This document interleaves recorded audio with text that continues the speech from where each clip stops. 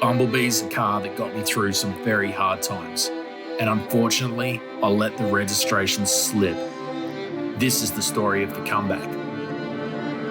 I've only got one goal with this build: to throw as much dirt as possible, as loud as hell. For that, I'm gonna put the biggest engine in the smallest car that I can register.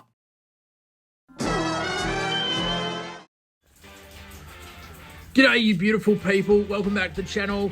This is my RN46 Hilux build, first generation Toyota 4x4 pickup Toyota truck build. This is the cab that we're working on, and we are currently welding in new floor pans. Also on this channel, you may be familiar with this car. This is my supercharged L67 LN106, and I think it's got a crank angle sensor issue, so I'll take this harmonic balancer off, but it's a real bugger to get that off. You need some special sized bolts. So this one's going on hold for today, probably a good thing because it's raining. And today we're gonna weld in this floor just here. As a rental, we can't have explosions, so we're gonna have to take all these fuel drums away from the welding area to start with. Let's get all that out of the way. All right, no mucking about, we're getting straight into it. So on the last episode, we cut this to size, it's perfectly to size. And then we got this guy and we shined up the edges ready for weld. We just got to do this side now, so we'll just do that. Make sure you wear your glasses. Now we have to put some holes in this side because the bottom side has to be spot welded.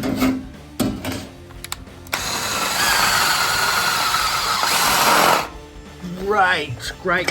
So I've got all these holes in the side, but as you see, this rail has seen better days, and what I'm going to do is I'm going to keep it, but I'm going to hit it with R10, and it's a bummer because I want to do this today, but this takes 12 hours to dry. Okay, I know that it looks terrible on camera, but believe me, I hit it with a screwdriver and I couldn't break through it. It's still structurally somewhat there, and you know, I got so much rust on this car to fix. If I fixed it all properly, I'd never get this done. As you can see, just in the corner there's more rust. I got heaps to go, so I'm skipping it.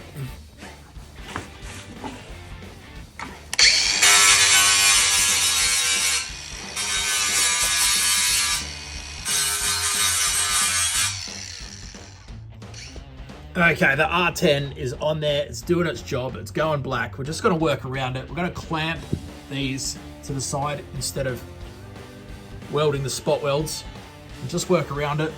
So I'm just making sure my edges are clean on the back side because I'm about to try and weld this in. Oh, I just went to Bunnings and got these. Unbelievable. Where are the hot dogs? Hard-working Australian. Can't get a bloody hot dog. Now I've got this in here, and I've just widened it, just the width of the blade, right? And it's time to make this thing go zap.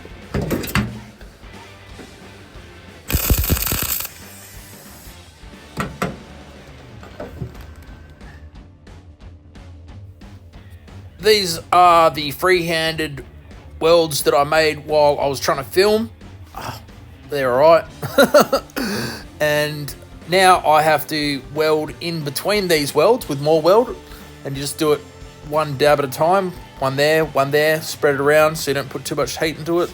I can't give anyone lectures on how to weld. Obviously, I'm just beginning. But get out there, get amongst it, have a go.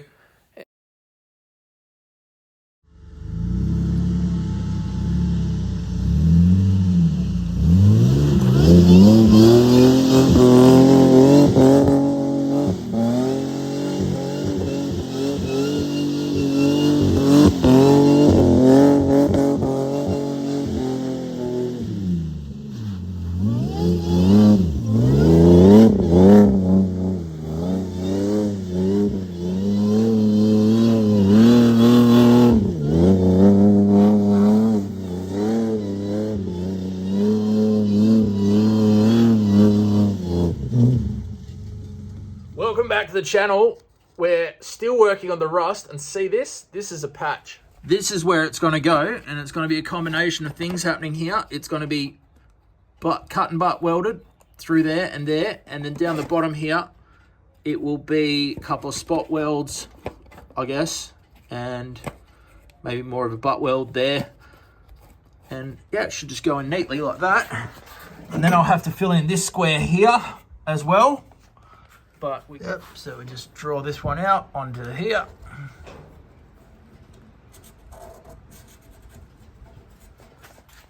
We're in.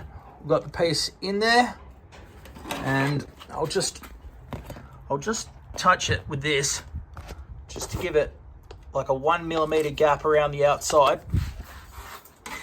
for the welder, because you want to get weld in the gap. That's the idea. And that will be a good weld. So that's going to go there. And then as you see, I got extra. I do plan to trim that out once I've finished. Let's get into it. Actually, I'm going to put a couple of drill a couple of holes here and here. There'll be spot welds just to connect it up to this. We'll give that a grind first, clean that up. So let's put a couple of... Guys, I've got an 80 grit on my Dremel here, some sort of flap disc. I'm going to use it to shine up these edges, polish this back before we do spot welds to it, these edges, etc. So let's do it. Right, it's time to center. I've shined up the edges there, and I've gone around the edges there, cleaned those up, shined them up. And now we're going to clamp this in, because I find these spot welds have a nasty habit of not welding flat if you don't clamp it, the material, because I don't know what I'm doing obviously, but it seems to bulge up underneath the plate and push the plate out. So you've got to make sure if you're spot welding that you got it clamped really firmly, or yeah, it'll bulge out. So let's go.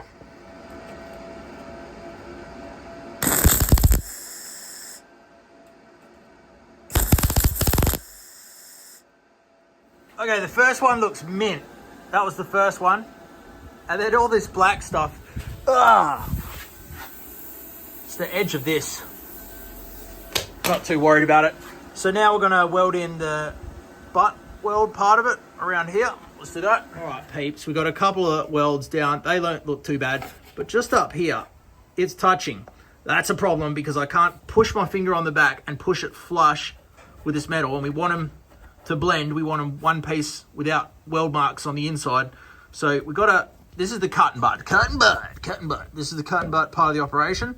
So we'll run this through here, open up that gap a little bit, push it flush with our finger on the back side, and put gloves on, because it's gonna get bloody hot, and weld that sucker in. I decided that that's where it was the most level, so I'll tack that one in. It's feeling pretty good actually. We'll just check it from the back, and then we'll zap the next one in. There we go. That's come out pretty good. I forgot about this little winglet just here. I'm going to have to take some of the coating off this panel, because it's covered in something, and try and weld this little winglet on. All right, just remember that I shouldn't be giving anyone lessons, but it's come out not too bad. This, of course, is a stitch weld.